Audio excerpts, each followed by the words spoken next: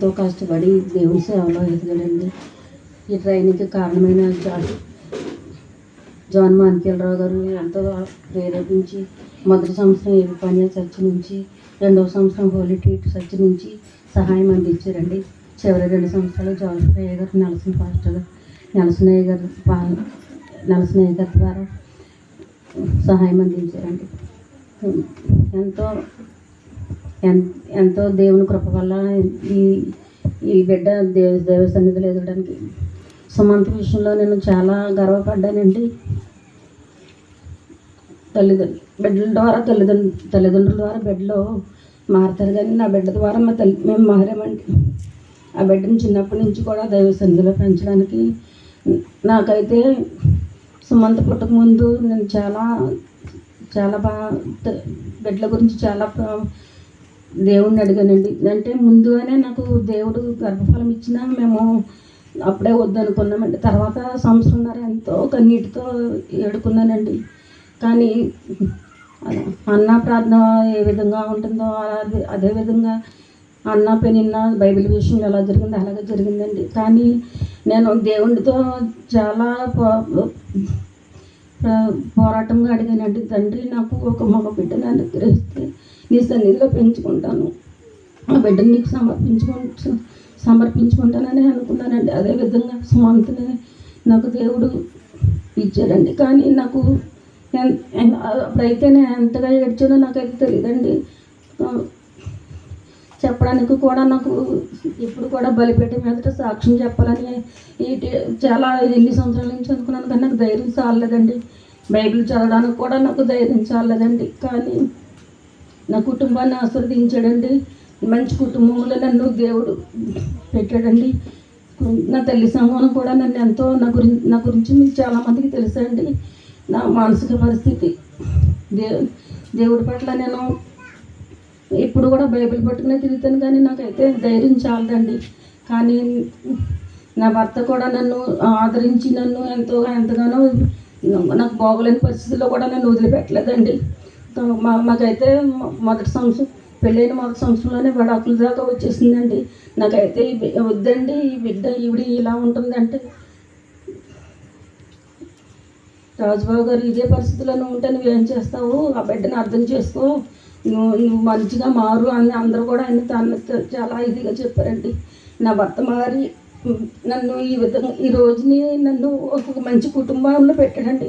నా ఆడపడుచులు, నా మధ్యగారులు, నా మామగారు అందరూ కూడా నన్ను ఎంతో ఆదరించారండి. కానీ ఇప్పటికీ కూడా నన్ను బాగపోతే అందరూ నన్ను చాలా నువ్వు పండుగమ్మ, నాకేం చేయక్కర్లేదు అనేసి చిన్నపిల్లగా అమ్మని మనం ఒక గాజు బొమ్మలా చూసుకోవాలరా, ఈ రోజున మనం ఎలా ఉన్నామంటే ఆవిడెంతో మన గురించి ఎంతో ప్రయాసపడింది అలాగని చెప్తూ ఉంటాడండి. కానీ నాకైతే ఏడుపు రాదండి. ఎందుకో దేవుడితో దెబ్బలాడుతానండి. ప్రతి విషయంలోనూ నేను ఏది అడిగినా దేవుడు నాకు అనుగ్రహించాడండి.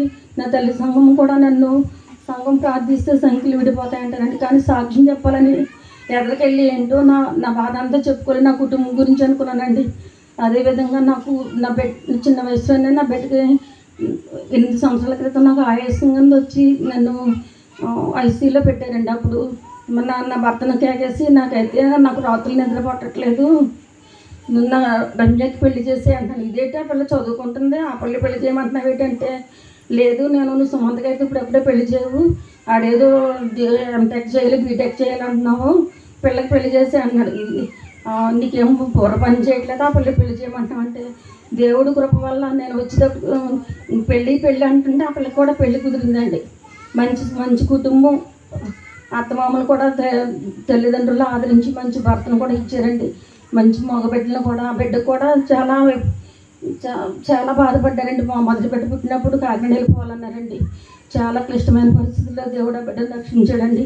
మూడవ కానుపు వాళ్ళకంటే ఆడపిల్లలు 3వ కానుపు ఉంచమన్నారండి. లేదు, దేవుడు అలాగే మంచి బిడ్డలు ఇచ్చారండి. నా కుటుంబానికి దేవుడు ఎన్నో మేలు చేశాడండి. ఒకటి కాదండి, నేను పుట్టినప్పటి నుంచి నా ఊహ తెలిసిన కాడి నుంచి నేను ఈ బైబిల్ పట్టుకునే ఉన్నానండి. దేవుడు నన్ను ఎప్పుడు విడిచిపెట్టలేదండి. కానీ నా పట్ల దేవుడు చేసిన కృపకి నేను దానికి ఎంతో రుణపడి ఉన్నానండి. నన్ను ప్రతి ఒక్కరు కూడా అమ్మ ఎలా ఉంటుందమ్మా అని అడుగుతుంటే నాకు చాలా బాగా అందరూ కూడా పెద్దమ్మ అనేవారు, పెద్దమ్మ అక్క అనేవాళ్ళు. సంఘంలో కూడా అందరూ కూడా ఎలా ఉంటుందమ్మా ఆరోగ్యం అడుగుతుంటే నాకు చాలా ఆనందం వేస్తుందండి. నా తల్లి సంఘమే ఉన్న వీళ్ళందరూ నా కుటుంబమే అనిపిస్తుందండి నాకు. దేవుడి సమయంలో నన్ను తీసుకున్నానని ఆనందంగా వెళ్ళిపోతానేమో, కానీ వీళ్ళందరూ ఎంత మంచి మనుషులు మంచి నన్ను ఉంచండి. నేను ఎప్పుడో చనిపోవాల్సిందేనండి, కానీ ఎంత కృపించాడని నేను అనుకుంటానండి.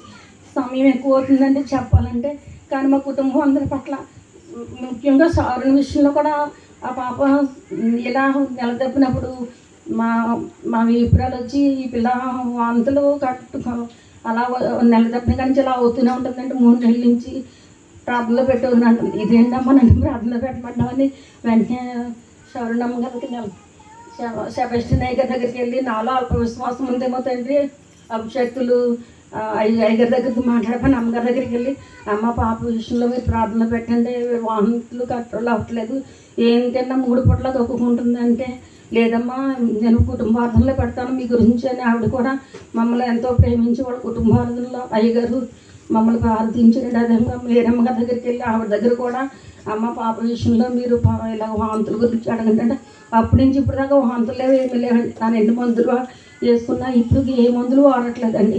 దేవుడి దేవులో వాంతులు లేవండి, మంచి ఆరోగ్యం ఇచ్చండి. దేవుడు ఎంతో కృప చూపించండి. మీరందరూ కూడా మీ కుటుంబ ఆరోగ్యంలో మా కుటుంబాన్ని మీరు జ్ఞాపకం చేసుకోమని ఈ చిన్న సాక్షిని మీరు